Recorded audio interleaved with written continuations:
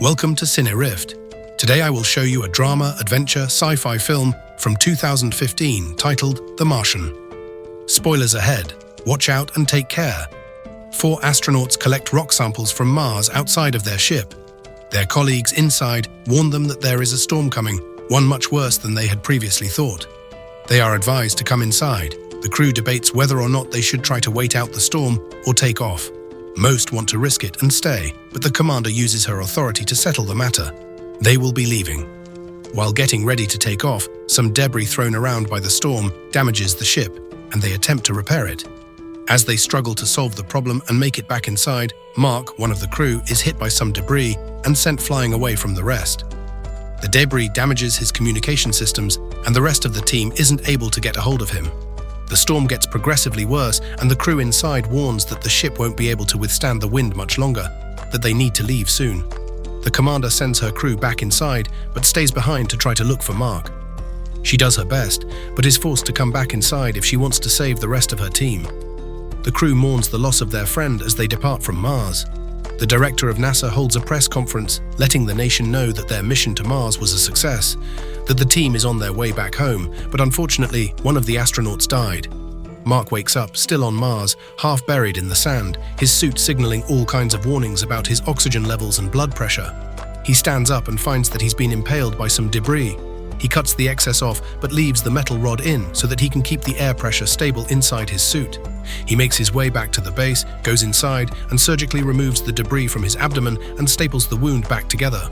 Mark turns on a video log and recounts what has happened to him for the record, explaining that the debris turned off his communication systems, but also kept his suit sealed. He makes it clear that he doesn't blame his crew for leaving him behind, that they had every reason to assume that he was dead. He realizes it will be at least 4 years before NASA will be able to get another manned mission to Mars, and that he will run out of food long before then. He walks around looking at the things his crew left behind and puts some of their belongings away. He goes through the stores of the base and makes a detailed log of how much food he has left. He realizes he only has enough food to last him a year, and that he'll need to find a way to grow 3 more years' worth of food.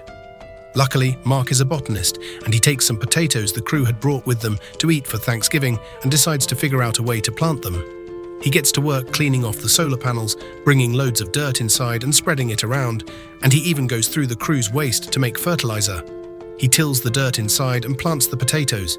He realizes he does not have enough water with him to be able to water all of the crops as much as he needs to, so he sets to work figuring out a way to make more water. He rigs up a machine that creates water through small chemical fires, and after a few days, the inside walls of the garden are covered in condensation and the plants begin to sprout. Back on Earth, NASA has a funeral for Mark.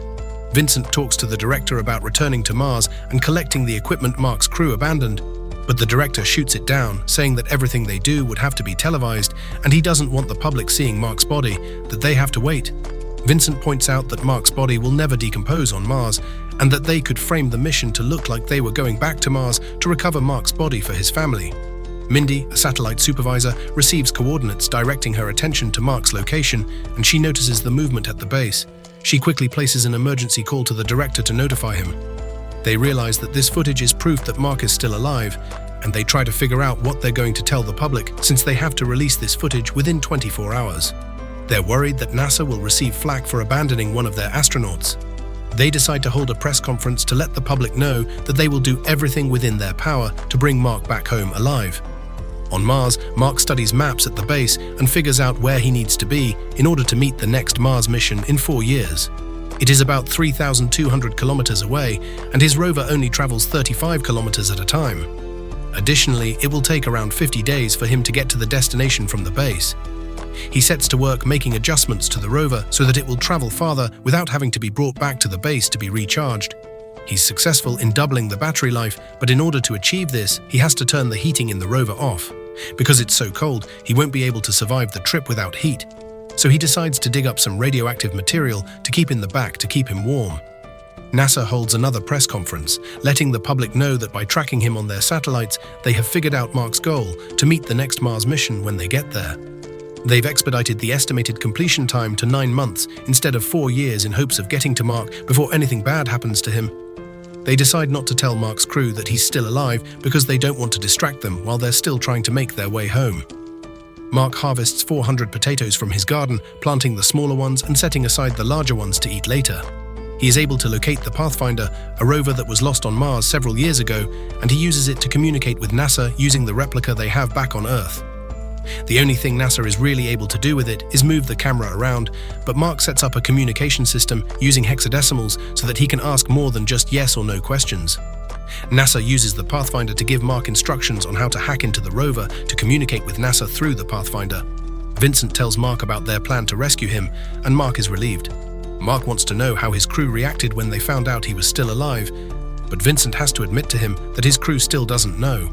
Mark is furious that NASA has kept his team in the dark, and Vincent realizes they have to tell the crew.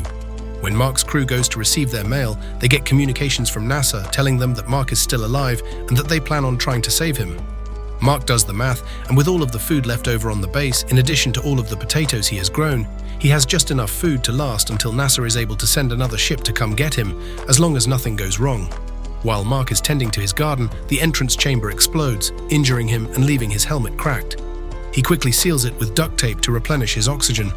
He goes back to his garden to find that the exposure of Mars' atmosphere killed all of his plants and destroyed the system he had set up for keeping them watered. Mark tells NASA about the accident, and they realize that if they don't speed up the timeline for getting to Mark, he won't have enough food to last him until they get there. Mark's old crew is granted permission from NASA to contact him, and they catch up, heckling each other. Mark cleans up the area of the base he had reserved for growing his potatoes, taking out all the tarp and dirt and resealing the hole where the hatch had been. NASA decides to skip inspections on the ship they plan to use to rescue Mark, reasoning that there probably isn't anything wrong with it, and the inspection would take up an unnecessary amount of time. On launch, the ship explodes, all of their hard work going up in flames. China's Space Division watches the newscast about NASA's failed launch and offer their aid. With the help of Rich, a physicist, NASA is able to come up with a better plan to rescue Mark in less time. The Hermes, the ship that Mark's crew is on, will swing back into Earth's orbit long enough to be sent a fresh supply of food, then shoot back into space to pick up Mark without landing. The only problem with the plan is that it will add 500 days to the Hermes' travel time. NASA's director vetoes the plan, explaining that he doesn't want to risk the lives of everyone on board the Hermes to save Mark. Another NASA coordinator thinks this is unfair and sends the plan details to the Hermes in secret. Mark's crew discusses the plan amongst themselves, realizing that if they follow through with it, they will be committing mutiny. They discuss whether or not they want to spend another 500 days in space away from their families, but ultimately decide it's the right thing to do. They take a unanimous vote to go back for Mark. Each of the crew members contacts their families to let them know they will be gone longer than they had originally planned. NASA is notified that the Hermes has gone off its plotted course, and the director scolds the other coordinator for secretly sending out the plans to the crew. In order for the plan to work, Mark has to figure out how to gather up all the equipment keeping him alive, the machines providing him with heat and oxygen, and get them to the ship in time to meet up with the Hermes as they pass Mars. The Hermes swings by Earth and picks up supplies and uses the gravitational pull of Earth's atmosphere as momentum to launch them back towards Mars without using as much fuel. After 7 months, Mark begins preparing to meet the Hermes. He gathers all of his supplies and packs them into the rover. He takes the solar panels with him so he can recharge the rover occasionally without having to come back to the base. NASA reasons that Mark's ship will have to be going really fast to meet up with the Hermes, so they instruct Mark to remove all of the equipment that is now unnecessary. He takes out all of the supplies meant for a 6-person crew and leaves only enough for the 1-person trip. He is also instructed to take off the front and sides of the ship and replace them with tarp to reduce the weight, and to remove all of the control panels since the Hermes will be operating his ship remotely. Mark leaves the rover for the last time and enters the ship to get ready. He shaves off the beard he's grown, puts on new clothes and a spacesuit, and awaits instruction from his crew. They reassure him and warn him that he might pass out because of the force of the launch. Mark's ship takes off and the tarps get sucked into space almost immediately. Mark passes out and is unable to communicate with his crew to let them know that he is okay. Mark wakes up and his crew informs him that they won't be able to get their ship close enough to Mark's. The commander instructs one of the crew members to construct an explosive and rig it to the back of the ship to slow them down so they have a better chance of reaching Mark. They set off the bomb and are in sight of Mark's ship, but not close enough to reach him.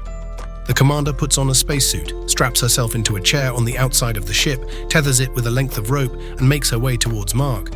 Unfortunately, the cable isn't long enough, so Mark cuts a hole in his suit and uses the air pressure to guide him to the commander. She catches him, reels him in, and they go back inside to reunite with the rest of the crew. They let NASA know they have Mark and are on their way home.